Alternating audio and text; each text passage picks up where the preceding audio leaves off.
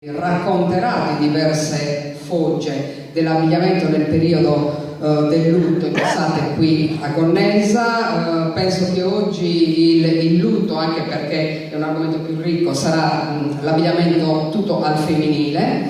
Di interessante che, come lo scorso anno, i costumi, l'abbigliamento tradizionale verrà indossato da delle modelle, da delle ragazze, per cui è sempre una cosa più piacevole da vedersi, anche perché come viene indossato da un manichino è ben diverso da quando lo indossa una persona con un abito, per cui avrete modo anche di vederle da vicino. Per cui adesso ti cedo il microfono e ascoltiamo cos'era l'abbigliamento nel periodo del lutto a Gonnesa. Grazie. Allora, buonasera a tutti. Io vi porto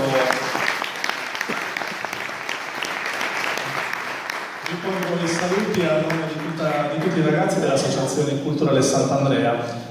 Abbiamo quest'anno scelto un tema un po' particolare perché abbiamo voluto raccontare l'abbigliamento da lutto, cercando di far capire che il nero non era solo ed esclusivamente prerogativa per la vedova, perché solitamente quando usciamo in processione in sfilata, quando si vede una donna vestita di nero è lutto per il marito. Invece, a seconda del grado di lutto e a seconda dell'occasione che la donna andava a partecipare, quindi feste o funerali o semplicemente visite, si indossavano determinati tipi di abiti. Oggi con le ragazze di Gonnesa andiamo a farvi vedere alcune delle varianti dell'abbigliamento popolare di Gonnesa. Prego. Abbiamo scelto le varianti più particolari, cercando appunto di farvi fare un viaggio dall'inizio dell'Ottocento fino all'ultimo periodo che le donne a Gonnesa hanno indossato l'abbigliamento popolare, quindi fino più o meno ai giorni nostri. Iniziamo adesso con l'abito più antico, che era quello che indossa Ornella, prego. È un abito molto particolare perché come vedete subito ha un copricapo molto particolare in testa, una sorta di mezza gonna appoggiata sul capo, si chiama sovannetto ed è un copricapo interamente in orbace, plissettato a mano. Veniva lavorato, l'orbace veniva lavorata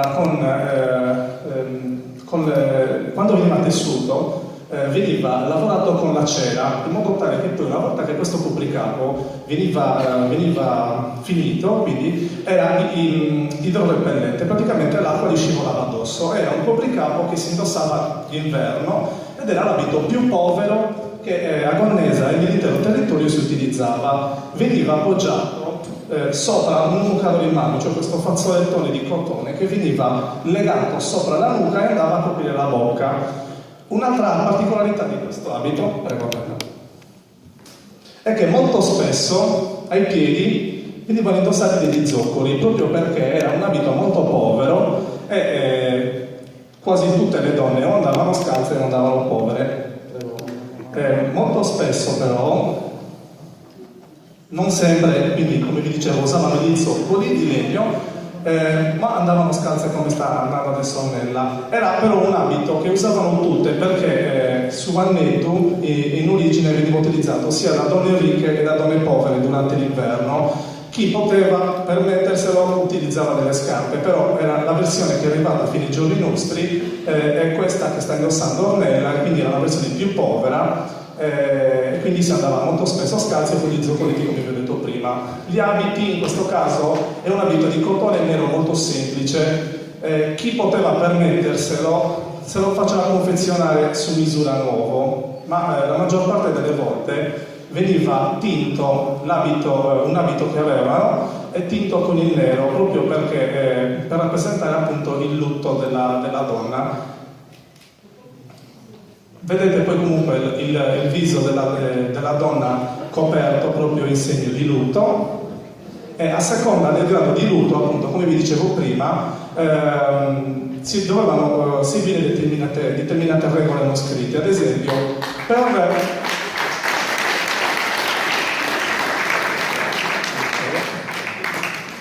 per il lutto di marito e di genitori, per il lutto del marito la donna doveva tenere il lutto a vita, questo capitava anche per quando gli moriva il figlio.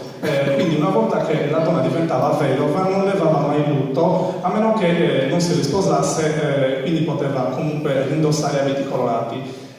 A seconda quindi del morto, quindi se era il figlio lo teneva a vita, se erano i genitori lo teneva 2 anni, se erano i cugini lo tenevano 1 anno, se erano nipoti lo tenevano 6 mesi. A seconda quindi di questi gradi di lutto tenevano più o meno il lutto stretto addosso. Prego. Cambiamo e andiamo con un'altra versione. In questo caso è una versione festiva. Si capisce che è una versione festiva perché l'abito, oltre ad avere un volume diverso nella gonna, quindi diverse gonne sovrapposte una sopra l'altra, abbiamo la presenza della cuffia, che era proprio un elemento tipico dell'abbigliamento festivo. Abbiamo a Gonnesa e in tutta l'area dell'Iglesiente tantissime tipologie di abiti da lutto, perché a seconda del ceto sociale, dell'occasione del lutto e del periodo storico si utilizzavano determinati tipi di abiti come questi che vediamo qua dietro e che dopo vi descriverò. Chiara, ad esempio, ha l'abito festivo del ceto medio che si utilizzava nell'Ottocento e anche nel primo del Novecento. La particolarità di questo costume è questo ampio fazzoletto grande, lo stesso che abbiamo visto prima da Ornella, però in questo caso appoggiato sopra la scuffia e lasciato con i lembi sciolti, ma in alcuni casi, molto spesso, quindi anche a seconda del gusto della donna, poteva essere modato in questo modo, come spesso capitava, anche con le varianti eleganti dello stesso abito. Prego.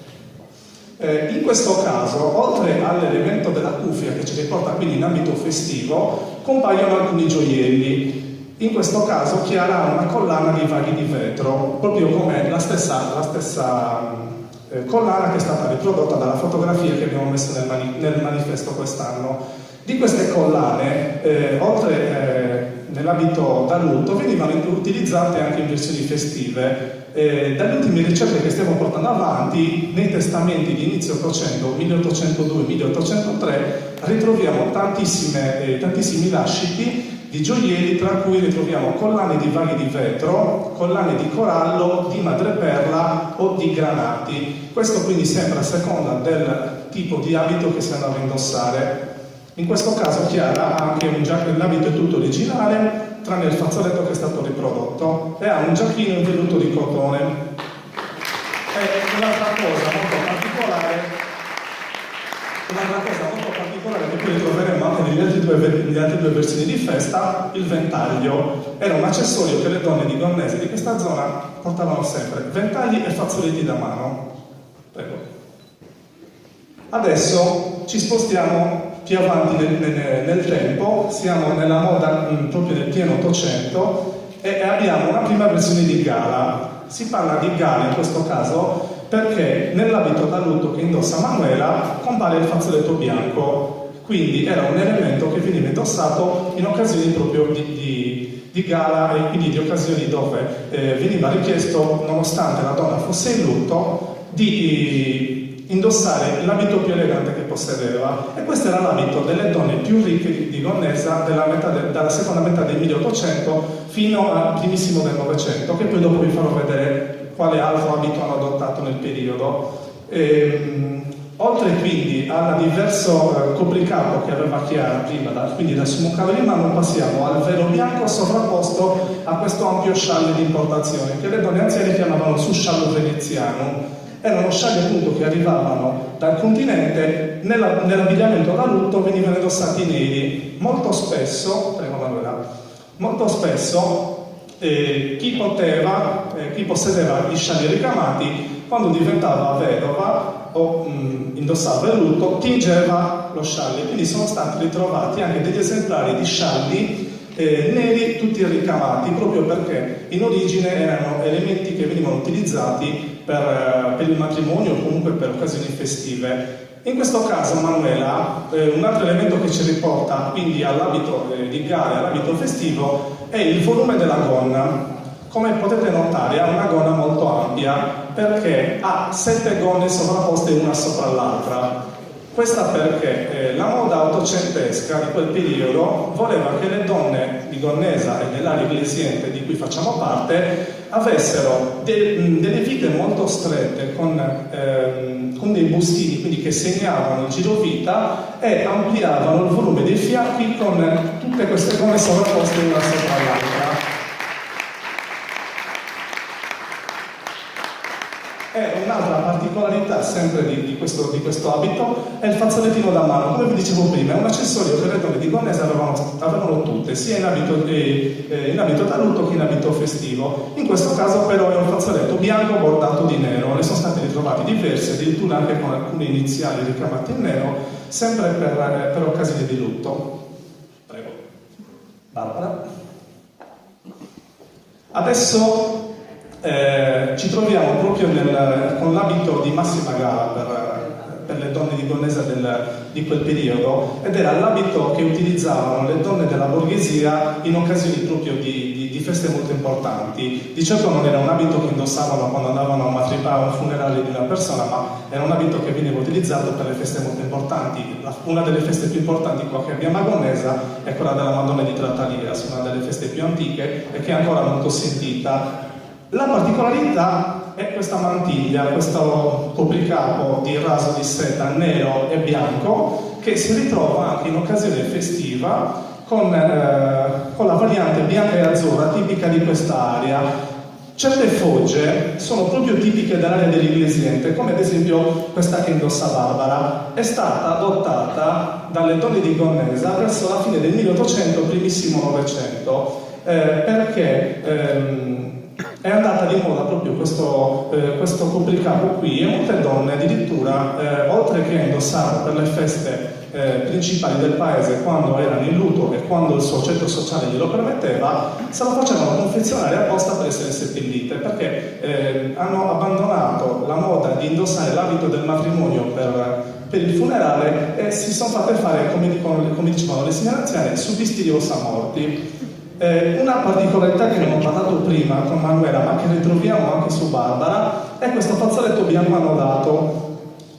Questo è proprio una moda tipica di tutta l'area dell'Iglesiente, che però era utilizzata anche a Porto Scuso e Sant'Antioco, che erano centri comunque che avevano a che fare con tutta l'area dell'Iglesiente. Nonostante lei sia in lutto, era comunque sposata, perché agli occhi di Dio lei era ancora sposata con suo marito che si è defunto. Quindi questo nodo qua del fazzoletto stava a rappresentare ancora l'unione del suo matrimonio con il marito, e finché lei non si risposava era sempre legata al primo marito.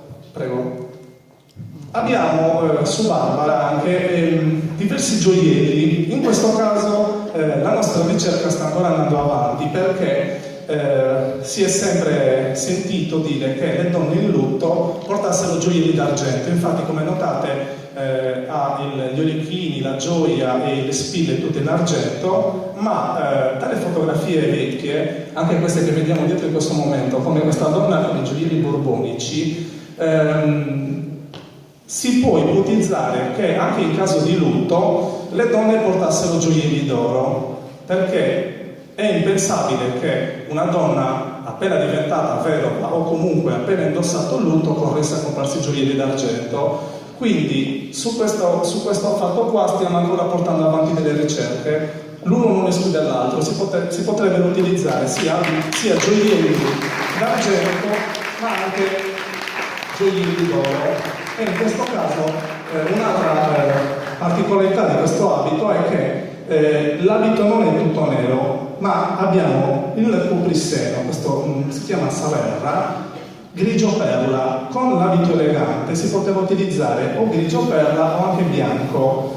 Tra gli accessori salmuschera una piccola capsula d'argento legata alla gonna della ragazza, dove veniva infilato un pezzetto di stoffa imbevuto con il profumo e appeso alla gonna. E il ventaglio, in questo caso, come abbiamo visto prima da Chiara, che ce l'aveva in mano, Manuela ce l'aveva legato nelle grigliure, Barbara ce l'aveva al collo. Questi erano i modi di indossare questi accessori nell'abbigliamento popolare di Gonnesa e dell'intera area dell'Iglesiente. Prego Federica, adesso ci spostiamo nel tempo e andiamo avanti fino ad arrivare ai giorni nostri. Questa è la versione ultima dell'abito da lutto che si è utilizzata a Gonnesa, e se vi fate un giro ancora nel Sulcis potrete trovare ancora delle donne che magari andando a messa indossano ancora questa tipologia di abito qua. È un abito che, anziché indossare su gipponi, cioè il corpetto con le maniche aderenti, chiuso davanti con i laccetti e coperto al seno con savera, in questo caso il lutto, il sugipone è sostituito da una blusetta. Le donne quindi dell'ultimo periodo hanno sostituito questo elemento antico con queste giacchine un pochino più moderne. In questo caso è un lutto stretto, quindi un lutto da marito o da figlio. La bocca della donna veniva completamente coperta e lo scialle, quindi chiuso sul davanti per non farsi vedere, quindi doveva essere completamente coperta. Prego Federica. In questo caso lo scialle è messo rettangolare, anziché utilizzato a punta come ce l'aveva Manuela nell'altra versione. Essendo quindi un abito molto più recente come moda, le gonne si accorciano, infatti la gonna che indossa Federica gli aveva la caviglia, quindi ritroviamo questi elementi con le gonne più corte, non più con questi volumi ottocenteschi dell'abbigliamento, ma le gonne vanno a restringersi, i tessuti sono meno ricercati, quindi molto più semplici come cotone o tele d'indiana, e in questo caso, ad esempio, essendo un abito non di gala, non prevede l'uso della cuffia, ma il fazzoletto viene semplicemente appoggiato sopra la pettinatura e i lembi del fazzoletto rimboccati sottomente bloccati con uno spillino.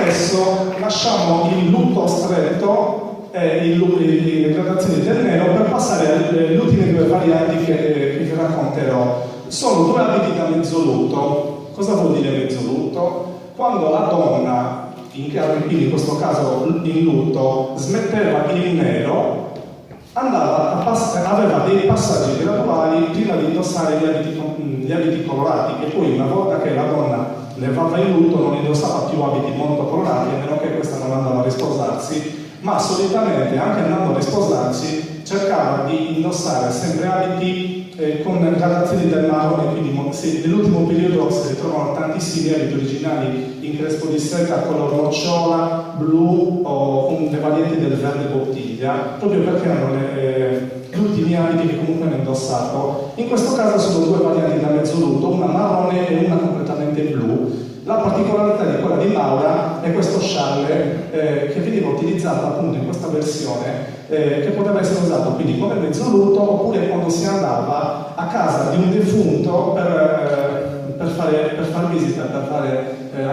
trovare la persona. E in questo caso quindi con la fascia viola esistono scialli uguali identici a questo, utilizzati nelle versioni feriali con colori diversi, però in questo caso il viola, come anche quello che c'è lì, era la prerogativa del mezzolutto. Vi ho parlato prima con Federica dei fazzoletti che venivano appoggiati sulle acconciature. In questo caso la conciatura tradizionale, se ti giri, ok, prevedeva la riga e mezzo, quindi i capelli venivano divisi in due e riportati a concina con due trecce, o chi aveva i capelli molto lunghi con un'unica treccia che veniva rivoltata sul capo. Mentre nell'ultimo periodo, nell'ultimo periodo questa acconciatura poteva essere anche sostituita da una semplice croce più bassa e legata semplicemente dietro, però hanno sempre mantenuto o la riga in mezzo o la riga di lato, come c'era ad esempio Milvia in questo caso, con una conciatura un pochino più moderna.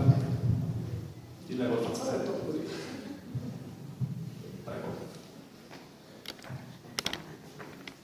In questo caso quindi Milvia ha un abito completamente blu e uno scialle marrone, anche questo qua quindi era un abito da mezzolutto, è un abito che comunque veniva indossato ad esempio Milvia ha un fazzoletto di seta e uno scialle con le frange di seta, quindi erano abiti che venivano indossati per le occasioni festive, e fino a pochissimi anni fa era facile incontrare ancora delle donne che portavano questi abiti, perché proprio sono le ultime varianti dell'abbigliamento popolare che sono arrivati fino ai giorni nostri. Di queste varianti che vi ho parlato oggi, di queste 7 varianti di abiti da lutto, esistono anche altre tipologie che non abbiamo portato qua perché altrimenti sarebbe stato veramente molto più lungo, però per ogni, ad esempio, per ogni variante di queste qua ci sono delle altre varianti che venivano utilizzate per occasioni di mezza gara, per occasioni comunque meno importanti, proprio perché Cornezza nell'Ottocento,